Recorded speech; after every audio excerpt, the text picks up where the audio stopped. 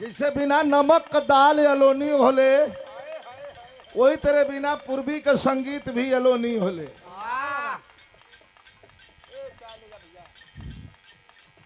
याद हो ना?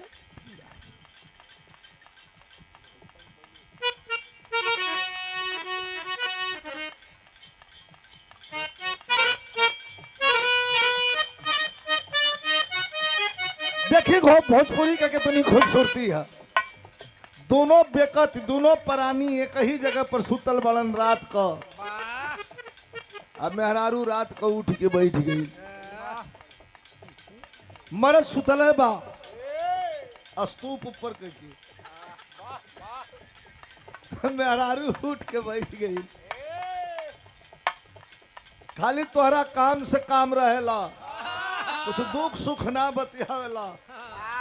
जो काम खत्म हुई तो लगवा सुता।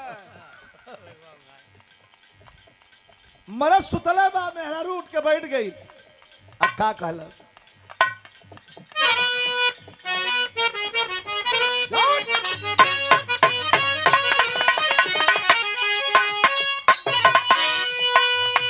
उठ के बैठल है हर और ताकतिया।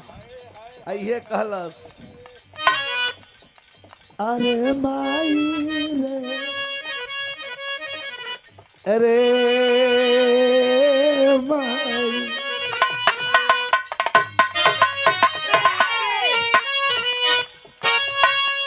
अरे करवट,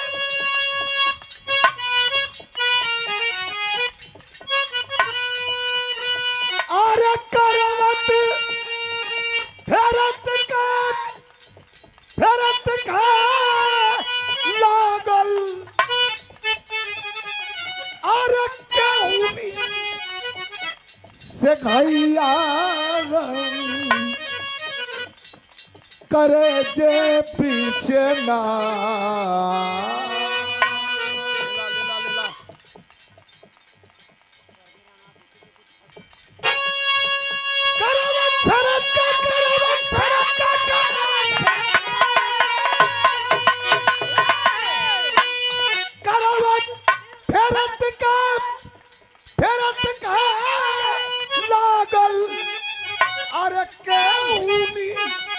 से घैया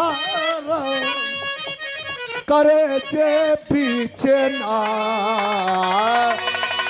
अरे मरलस, अरे मरलस कौन निर्दया करे जे पीछे।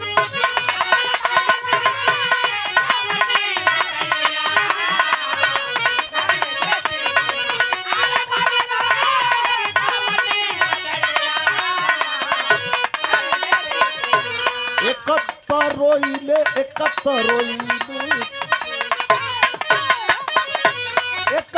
रोइले हम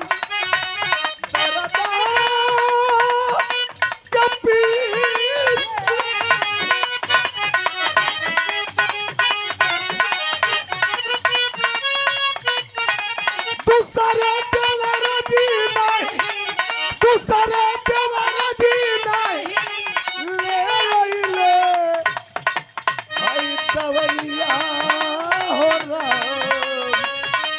करे जे पीछे ना। मरलस, अरे मरलस कौन नियतैया करे जे पीछे।